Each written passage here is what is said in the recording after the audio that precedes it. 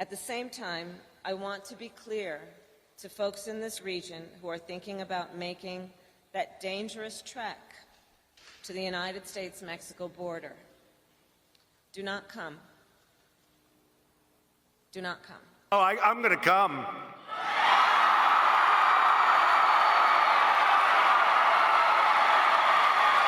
Oh. Do not come. Do not come. Oh, I'm going to come. Is for us. There are jobs all over the place in Martha's Vineyard. All over the place, in fact. Here is what the Libertarian Party out of New Hampshire said. They said, the Martha's Vineyard classifieds are full of job offerings capable of being performed by immigrants without specialized skills. Is there another explanation for forcing them to leave the vineyard other than being hateful racists? I mean, it seems like it's the only explanation, honestly, because there are jobs all over the place. Let's start here. There was one for Morning Glory Farm right in Edgartown. Says, got fall plans? Morning Glory is hiring. Amazing. Now seeking to fill positions in the field crew, vegetable barn, back of house, farm stand, apply on the internet, employment right there. Located 1 mile from Edgartown. Beautiful. It's a great job. Yeah, it looks great. Perfect. Here's another one. Let's see. Farm Neck Cafe. Bartenders, servers, line cooks, and dish staff. Housing available. Look, housing available. It's right there. Apply in person. It's literally in the job ad for the fall season, which is coming up right now. It's literally a job.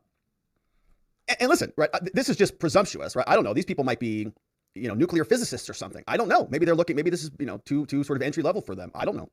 But this is just saying, presuming, that maybe they don't have a lot of skill sets, then this could be easy for them. Here's another one. Small package delivery driver, okay, so you might need a license and all that. So how about this one? Full-time warehouse specialist sales, $26 per hour.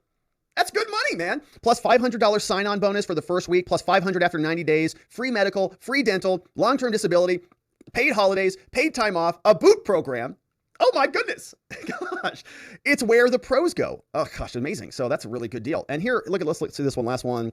Every person is key to our mission, starting with you, migrants. Perfect.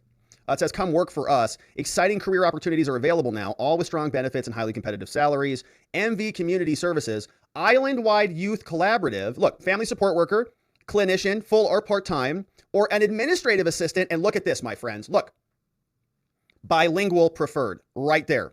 Bilingual preferred. So the migrants are already qualified. Actually, they're preferred over somebody who doesn't speak Spanish. So, outstanding. Just outstanding. So bilingual jobs, housing available all over the place. And even when they got there, when they arrived on Martha's Vineyard, we saw this guy, Dylan Fernandez, who is a representative there, who actually, is a legislator there in Massachusetts. He said our island jumped into high gear. We got 50 beds. Everyone's got a good meal. They've got play area for children. They've got Jesus in the background. They've got beautiful cots, blankets. This young man has a backwards hat on. He's smiling, taking an intake form out with this person over here on the left. It's beautiful. So I don't know what that angry attorney was screaming about from the streets of Martha's Vineyard, but let's go back to her. She said that this was a sadistic effort, sadistic to take people from the border to Martha's Vineyard. Where should they go? Maybe they should shove them back in a bridge, under a bridge in Texas. This was obviously a sadistic lie. Not only did those responsible for this stunt know that there was no housing and no employment awaiting the migrants, they also very intentionally chose not to call ahead to any single office authority on Martha's Vineyard so that even the most basic human needs arrangements could be made. Ensuring that no help awaited the migrants at all was the entire point. They were provided with a cartoonishly simple map of Martha's Vineyard. And a cartoonishly simple map of Martha's Vineyard. It's a star from Texas with an arrow to Martha's Vineyard. This is where you were. This is where you go. I don't know what's so simple about that. Like, what do they want? Roads and stuff on the map, I guess? I don't know. Just outstanding. All right, now let's see. There's another map. The United States and a brief brochure containing snippets from the Commonwealth of Massachusetts website. Here's the map of Martha's Vineyard. Here's where you're going. Welcome to Massachusetts. Here's the map. She is so enraged, right? Just fuming mad. Now listen, she keeps going. Now listen. And instructions to change their address with USCIS when they relocated. This is especially troubling as anyone with even the most basic understanding of the immigration proceedings knows that USCIS was not the agency with whom the migrants would have to record their addresses and has nothing to do with their cases in any way. It is clear that this was an intentional attempt to ensure that these migrants were removed in absentia when they failed to change their address with the proper agency. This was a purposeful derailment designed to prevent people from complying with federal immigration policies. This is problematic because the state should not be interfering with federal immigration policy. Listen, look at her. Before they boarded the planes, the migrants were processed by agents of the Department of Homeland Security, who listed falsified addresses on the migrants' paperwork. Agents apparently chose random homeless shelters all across the country, from Washington to Florida. Amazing. To list the migrants' mailing addresses. So what she's saying, two layers to this, that DHS agents were involved in this. Okay, so the DHS, Department of Homeland Security, federal agents, who we know that the administration and many people on the left have already gone after previously with the Texas Border Patrol agents who got accused erroneously of whipping the Haitian migrants. They're going to be blaming the Department of Homeland Security agents for putting people on the airplanes. And what she's going to be describing, or what she just described, is the problem with the migrants filling out their addresses. She's saying they put fraudulent addresses on there. And so those DHS agents may be responsible for violating immigration law by fraudulently filling out the forms. I mean, that's where she's going with this. And what this illustrates, I don't think this is serving her cause or her argument at all. I think that her little rant and tirade is showing how insane this whole stupid process is. That you have an immigration form that asks for a migrant's address, and you have to use that address as like a real address. So when somebody comes across the border, what are they supposed to? They don't have addresses. So what should they put on there? Their Mexican address? The whole thing's ridiculous, right? And she's describing that all of this is sort of law breaking, violation breaking, all this crap. And what the Florida and the Texas governors are showing, this is ridiculous. What do you want us to do? Put addresses for all these people that don't show up or don't have addresses? Listen to her. She keeps going on. Even when told by the migrants that they had no address in the U.S. According to the paperwork provided to them, the migrants are required to check in with ICE office nearest to the fake address chosen for them by DHS or be permanently removed from the United States, with some required to check in as early as this coming Monday. So she's making a joke of this, right? She's saying they are treating this all like a joke. Guess what? It is a joke. What are they supposed to do? There are hundreds of thousands of people coming across the border, 2 million under the Biden administration. It is a joke to have everybody show up to these court proceedings and fill out these stupid forms. The whole thing is broken. And by her parading and trying to drag her opponents through the legal coals here, she's only illustrating what a joke the whole thing is. It could not be clearer that this is an attempt to ensure that these people are ordered removed, even as they try as hard as they can to comply with the instructions provided to them.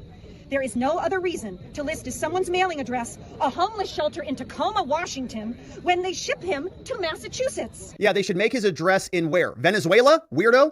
It is sickeningly cruel, throwing obstacles in the way of people fleeing violence and oppression, some of whom walked through 10 countries in the hopes of finding safety. It is shameful and inhuman. They reached the promised land, Martha's Vineyard, 10 countries, trekking all over South and North America. They finally landed where they need to go. And she's upset? Many of these victims were deprived of medical care despite clear existing injuries. These are human beings who were deprived of basic human rights. To the people who find themselves, these wonderful people who find themselves plane wrecked on our island, plane wrecked? I have a message for all of them. What? What is it? You are not alone. We have your backs. Oh. We are proud to be here for you. Okay. And we've got you. We've got you. The intention of those who perpetrated. Did you hear what she said? We're proud you're here. We've got you. We've got your backs. We're going to take good care of you. Nothing's going to stop us from fulfilling our mission. Well, unfortunately, that didn't last that long, because here's a video of the Martha Vineyard migrants being deported from the island. That attorney's ranting tirade obviously didn't move the others on the island. Here they are being escorted away, going over to Cape Cod.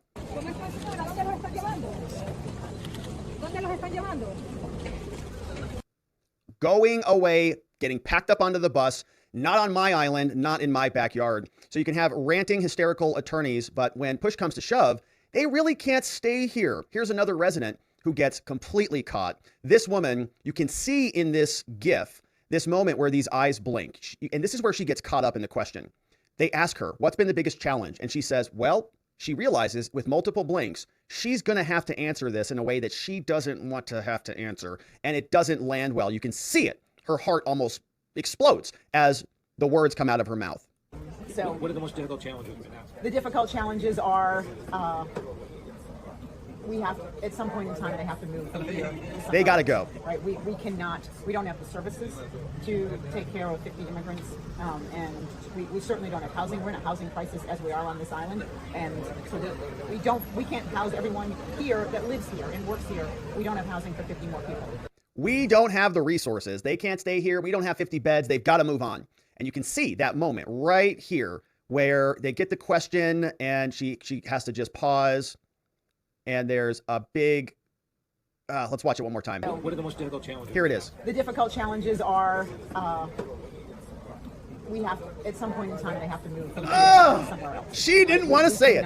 At some point in time, they have to move. Oh, well, it's true. They don't have the capacity to handle 50 immigrants. It's a catastrophe for them. They declared it a humanitarian crisis and they all melted down. You saw the lawyer head bobbing all over the place, very upset about it, calling it a sadistic stunt and a humanitarian crisis. Now, they're going to be very mindful and very accepting of all the migrants for about 24 hours before they get deported off of the island and elsewhere where the rich people won't be so bothered. Now, the criminal prosecution angle is continuing to heat up. Karine Jean-Pierre at the White House is saying, you know, these actions by the Republican governors are sort of analogous to criminal smugglers, to criminal syndicates, and maybe they should be treated accordingly. Here is Karine Jean-Pierre over at the White House. These vulnerable migrants were reportedly misled about where they were headed, told they would be headed to Boston, misled about what they would be provided when they arrived, promised shelter, refuge, benefits, and more. These are the kinds of tactics we There were a lot of jobs there. There were a lot of housing available. See from smugglers in places like Mexico and Guatemala. And for what? A photo op? Because these governors care about creating political theater than creating actual solutions to help folks who are fleeing communism, to help children, to help families. Instead, they want to do political stunts. Political stunts, of course, this administration doesn't do at all. Constantly blaming everybody else for the failures of their immigration policy and now equating other solutions, other efforts by other states to solve the problem or to at least bring attention to the problem, equating it to smuggling and criminal elements throughout the rest of the world. The White House is also considering some litigation options. We've got a story here from Axios. They've got a scoop they published on September 15th. They say Biden officials are discussing litigation options now over the migrant crisis. Cabinet heads, White House officials are going to meet on Friday morning to discuss a range of pressing immigration issues, including litigation options, to respond to the GOP governors who are transporting migrants to the border. 50 migrants, mostly Venezuelans, showed up on Martha's Vineyard. Abbott and Ducey in Arizona have for months been busing thousands of migrants all over the place. Abbott claimed responsibility for sending them in front of Kamala's place at the Naval Observatory. But Republican governors, DeSantis and others, are causing a lot of agitation. Intra-agency immigration meetings are being held regularly, somebody who's a senior administration official noted to Axios. They wrote, this should not be about political stunts. It should be about how the whole of government gets 8,500 encounters a day down. 8,500 a day. They have 50 people in one night. Another administration official told Axios that they're frustrated with DeSantis's action. And so they're going to be investigating other legal maneuvers, some people saying even criminal maneuvers, potentially talking about kidnapping, as Gavin Newsom said, or as Hillary Clinton says, literal human smuggling. Here's Hillary Clinton on with Morning Joe explaining her reaction to the migrant busing crisis. And as many people are talking about this now in criminal context, here's Hillary Clinton adding to the chorus, talking about this being literally human smuggling. I think, Joe, you have laid out the craziness of the time in which we're living, where some politicians would rather not only have an issue, but exacerbate it to the extent of literally human trafficking, as you said. And so many other Americans, I happen to believe still the majority of Americans, are good-hearted and generous. And when people end up on their doorstep in need, they're going to respond. They're going to feed them and house them. Not in Martha's Vineyard. They'll do it for about 24 hours. But after that, you got to get out of here. You're deported. This island's only big enough if you've got about $2-3 million.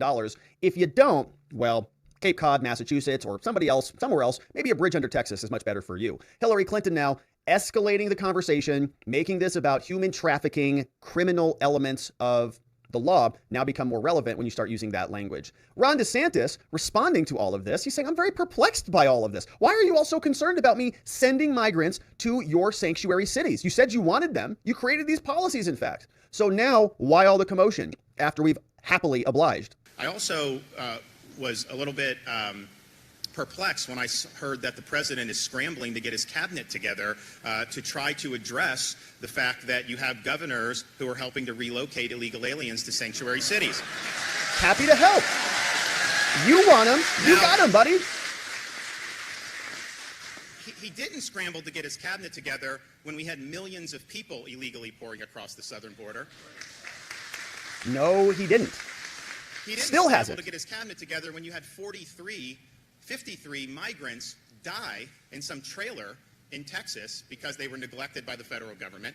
You didn't see him scramble to get his cabinet together when we had Americans that were victimized by criminal aliens that he led across the border. Not even a concern. You didn't see him scramble to get his cabinet together when we hit record fentanyl deaths, which that fentanyl is coming across his open border. And people are dropping dead all over the place. Meanwhile, the only thing really meaningful that the Biden administration has done is to send Kamala Harris, who can barely mutter out a sentence anytime she speaks, to go down to Guatemala. Maybe they should have sent her to Venezuela, but to Guatemala to wag her finger in the Guatemalans' faces and say, do not come, as though she is in charge of them, I guess, that she dictates their future. But it didn't work. Do not come. Do not come. Oh, I'm going to come.